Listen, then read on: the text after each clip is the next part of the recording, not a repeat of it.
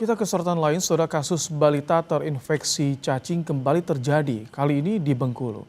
Kakak beradik harus dirawat intensif akibat cacingan. Pemerintah daerah berjanji akan memperbaiki sanitasi di lingkungan rumah kedua anak. Ya, untuk ini ngirim sama dokter anak. Seorang anak balita berusia 1 tahun terbaring lemah di Rumah Sakit Umum Daerah Tais Seluma, Bengkulu. Ia dibawa orang tuanya setelah mengalami demam disertai batuk yang tak kunjung sembuh selama 4 hari.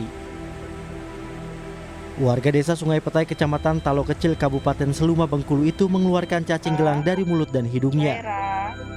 Setelah menjalani perawatan intensif, ditemukan larva di paru-paru balita tersebut.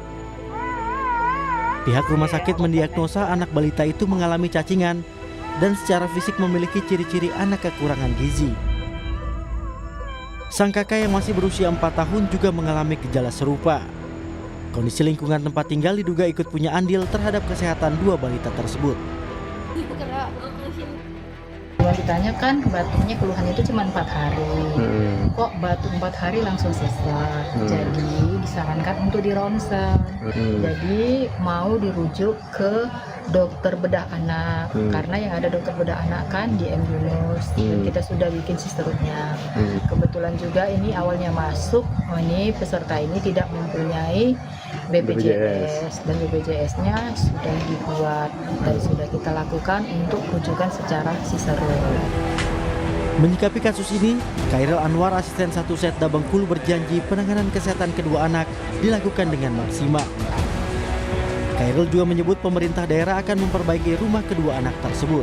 Pemerintah Provinsi Bengkulu dan pemerintah Kabupaten Seluma sudah menyiapkan anggaran untuk bukan membedah rumah, bukan memperbaiki rumah, tapi perintah Pak Gubernur bangun rumah baru untuk memastikan bahwa rumah yang ditinggali oleh para keluarga ini sangat-sangat layak nantinya.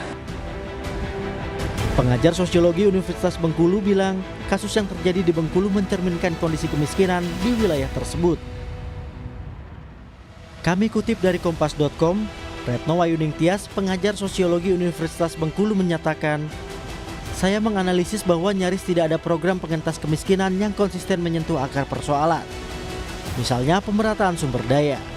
Program bantuan kemiskinan seringkali hanya mengobati wajah kemiskinan di permukaan." Kasus cacingan pada anak hingga berujung kematian sebelumnya terjadi di Sukabumi, Jawa Barat. Raya, balita 4 tahun, meninggal akibat cacingan dan tertular TBC dari sang ayah.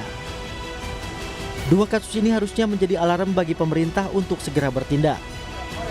Tenaga kesehatan harus lebih aktif melakukan pendampingan kepada masyarakat, dan pemerintah mulai membenahi data masyarakat miskin agar program bantuan sosial betul-betul tepat sasaran. Tim Liputan Kompas TV. Iya, soal apakah ada deteksi dini sebelumnya di kasus balita yang terkena cacingan di Bengkulu? Untuk membahasnya, kita sudah bersama dengan Wakil Ketua DPRD Bengkulu, Tengku Zulkarnain. Selamat malam, Pak Tengku. Selamat malam, Mas Ibrahim. Ini menjadi sorotan, Pak Tengku, 2 balita.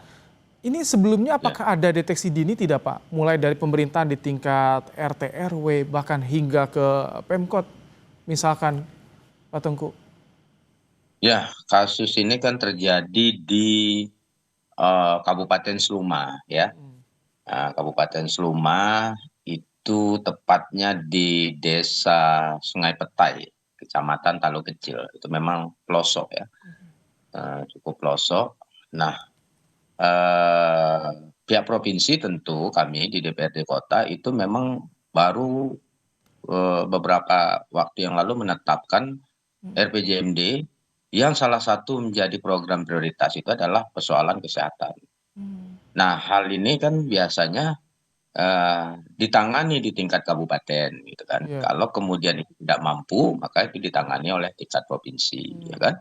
Tapi begitu mendengar kabar tersebut, itu langsung kemudian gubernur turun tangan, ya. Gubernur turun tangan, kemudian membawa anak itu agar rujuk ke rumah sakit provinsi, kemudian langsung beliau perintahkan pada saat itu ditangani dengan segera, dengan maksimal, bahkan kemudian ada tim yang beliau perintahkan untuk ke kediaman keluarga tersebut, langsung saat itu juga karena saya juga kemudian ikut serta di sana, beliau perintahkan juga gunakan anggaran yang tersedia untuk membangun rumah yang layak huni.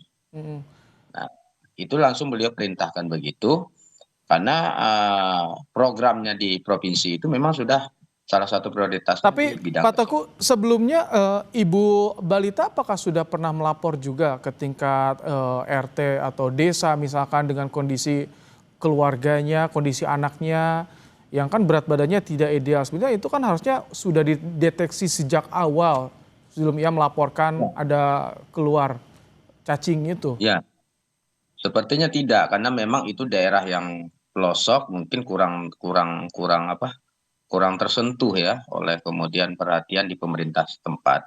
Beda kalau di kota Bengkulu misalnya kan itu kan ibu kota, itu kan setiap minggu rutin ada posyandu sehingga bisa terdeteksi kan. Tapi kalau di desa-desa ini yang sering kemudian terabaikan oleh pemerintah setempat terkait kemudian pelayanan-pelayanan kesehatan itu. Jadi Nah, karena kedepannya itu akan Pak. disisir tuh Pak Teguh. Jadi ketika melihat kasus ini artinya di daerah-daerah pelosok akan mulai disisir, digencarkan kembali posyandu untuk memantau perkembangan gizi anak-anak di sana? Betul. Jadi ya setelah mendengar kasus tersebut dan penindakan dengan cepat sekali oleh gubernur saat itu, kemudian saya juga berkomunikasi dengan beliau agar kemudian Pak Gubernur kemudian menerbitkan semacam instruksi gubernur atau surat edaran gubernur kepada seluruh kepala daerah tingkat 2 agar kemudian melakukan semacam monitoring terkait hal-hal yang tersebut ya. Jadi Oke. bukan hanya persoalan cacingan, tapi banyak hal persoalan kesehatan yang lainnya yang kemudian harus kemudian dimonitoring dengan ketat oleh Tapi ini kan pemerintah. walaupun pelosok tentu mereka juga punya hak untuk dimonitor bagaimana perkembangan kesehatannya. Kendalanya apa sih? Laporan dari Pemkab ataupun juga pemerintah di kecamatannya, Pak Tengku, kendalanya apa? Sehingga memang sulit sekali untuk bisa memantau daerah-daerah di pelosok. Ya, jadi kendala harus kita akui bahwa infrastruktur yang pertama kadang-kadang untuk masuk ke pelosok tersebut itu memerlukan perjuangan yang luar biasa ya. Karena infrastruktur jalannya memang rusak, bahkan kadang-kadang tidak ada. Jadi hanya jalan setapak, kadang-kadang jalannya lumpur dan sebagainya. Kemudian yang kedua adalah fasilitas kesehatan itu sendiri. Jarak antara dusun itu ke pusat kesehatan, apakah itu puskesmas, bahkan rumah sakit itu juga jauh dan harus ditempuh kemudian